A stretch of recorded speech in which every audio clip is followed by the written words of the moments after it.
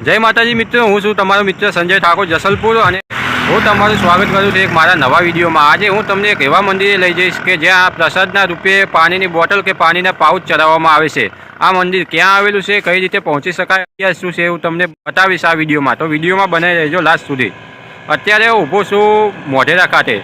આ મારે પાછળ જે રોડ આવે છે તે બહુચરાજી બાજુથી આવે છે। આ સામેની બાજુ જે રોડ દેખાય છે તે બસ આવે છે, તે બાજુ એ મહેસાણા બાજુથી રોડ આવે છે અને આપણે જવાનું છે આ બાજુ।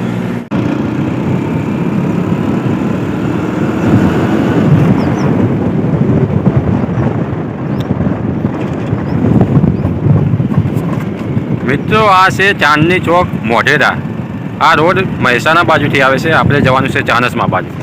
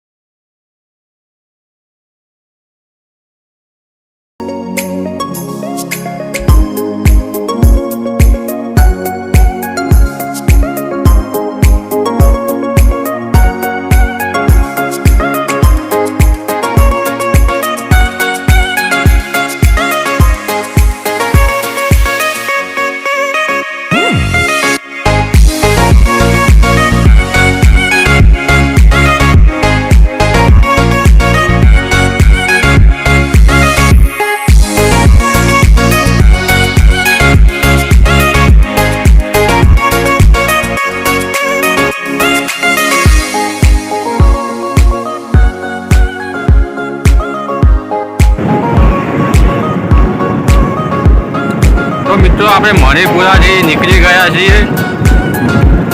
હવે અડધા કિલોમીટરના અંતરે આ મંદિર આવી જશે। આપણે પણ પાણીની બોટલ લીધી છે, જોઈ લો,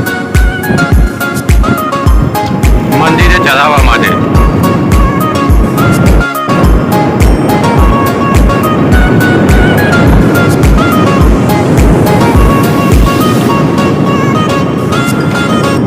તો મિત્રો ફાઇનલી આપણે આવી પહોંચ્યા છીએ।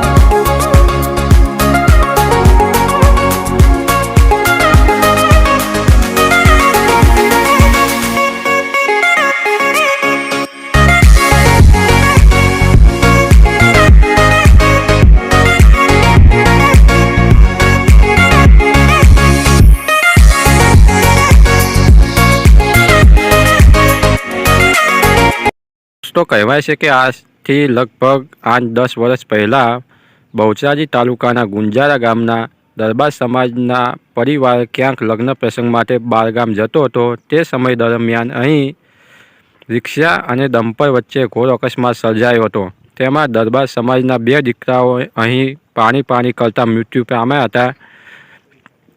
તેથી અહીં પાણીની બોટલ કે પાણીના પાઉચ ચડાવવામાં આવે છે। જો કોઈ શ્રદ્ધા અને આસ્થાથી અહીં માનતા રાખે છે તો તેમની મનોકામના જરૂરથી પૂર્ણ થાય છે। નાની એવી ડેરી છે આ માપની, આ મંદિરમાં કોઈ ભૂવા નથી, બસ એક નાનકડી ડેરી છે. લોકો આમને બાળ પૂર્વજ ગોગા મહારાજ તરીકે પણ ઓળખે છે. જોઈ લો મિત્રો, તમે જોઈ શકો છો કે આ બધા પાણીની બોટલ છે તે માનતા રૂપે લોકો ચડાવે છે. અહીં જોઈ લો.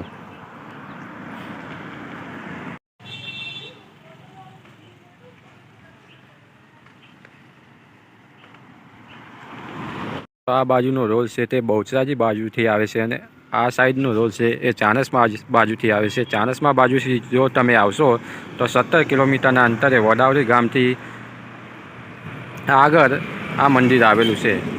તો મિત્રો, વિડીયો કેવો લાગ્યો જરૂરથી કહેજો અને વિડીયોમાં કોમેન્ટમાં જય ગોગ મહારાજ લખવાનું ના ભૂલતા. જય ગોગ મહારાજ.